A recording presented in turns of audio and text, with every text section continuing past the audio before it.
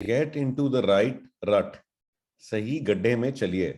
तो ये स्टोरी है, किताब है move mountains one story at a time by Mukesh Kalothia and Deepak Sharma. तो ये स्टोरी है नॉर्दर्न कनाडा की। तो कनाडा के अंदर में जो है वहाँ पे जंगल हैं, और कई बार जो लोग हैं वो हंटिंग एक्सपेडिशंस पर जाते हैं। तो हंटिंग एक्सपेडिशन पर जब वो जाते हैं तो वहाँ पे जो है कच्ची सड़क होती है, मिट्टी की सड़क होती है। और उस मिट्टी की सड़क में जब गाड़ियां चलती हैं, स्पेशली ये बड़ी गाड़ियां चलती हैं, तो उसमें गड्ढे हो जाते हैं। और जब सर्दियां आती हैं तो वो जो गड्ढे हैं वो गहरे होने के बाद में वो जो है वो जम जाते हैं, क्योंकि वहाँ बर्फ जम जाती है। तो गड्ढे जो है भरे नहीं जा सकते। तो आपने भी देखा होगा यहाँ पे भी ऐसे कच्ची सड़क होती है, तो कई बार जो उसमें जब ट्रक वगैरह जाते हैं तो बड़े गहरे गहरे गड्ढे हो जाते हैं, ट्रैक से बन जाते हैं। और आपको भी फिर उसी ट्रैक में से जाना पड़ता है। तो वहां पे ना फिर कई बार जो है वो एक साइन बोर्ड लगा देते हैं। साइन बोर्ड में लिखा होता है, ड्राइवर प्लीज चूज केयरफुली विच रट you drive in, because you will be in it for the next 20 miles.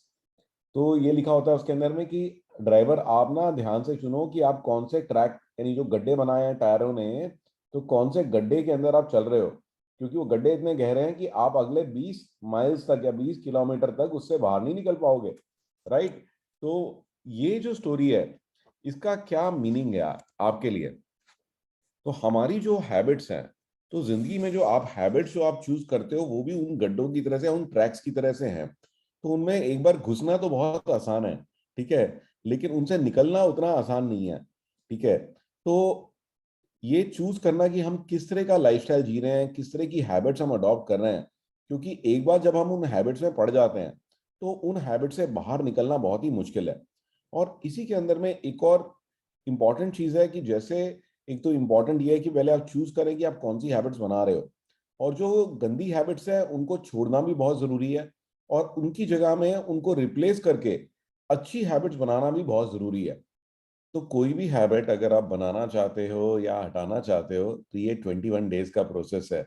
तो आपको सिर्फ 21 डेज तक या तो उस हैबिट को, एक कोई भी नई हैबिट है उसको फॉलो करना होगा, और या फिर अगर कोई चीज़ आप हटाना चाहते हो तो सिर्फ 21 डेज तक उसको अवॉइड करना होगा।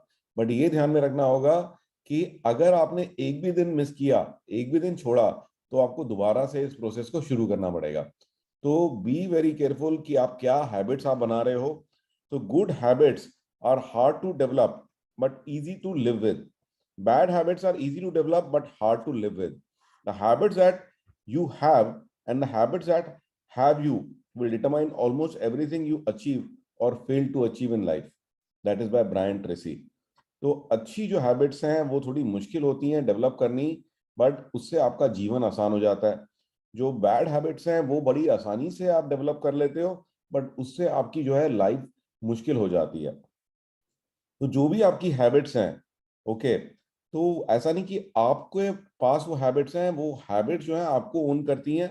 एंड वही जो हैबिट्स हैं वो आपकी लाइफ में कितने आप सक्सेसफुल होगे उसको डिटरमाइन करेगी।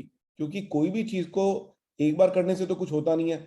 जब एक चीज को हम बार बार करते हैं, तो जैसे अगर आप रोज एक्सरसाइज करते हो, तो ये हैबिट आपने बना ली, तो पूरी लाइफ जो है आप हेल्दी रहोगे, इवन ओल्ड एज के अंदर भी आपको दिक्कत नहीं आएगी। ठीक है ना, आप हेल्दी खाते हो तो आपको बीमारियां नहीं लगेंगी। ठीक है ना। तो इसी तरह से अगर आप जल्दी उठते हो तो आप जो है बाकी के दिन में आप रिलैक्स रहोगे, आपको अच्छा लगेगा और पूरे दिन पे आप कंट्रोल करोगे।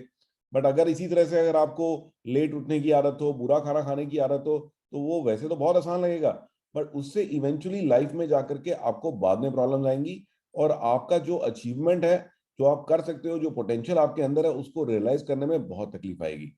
सो decide carefully what track you want to adopt, what habits you want to adopt. So bye bye and take care. Have a nice day.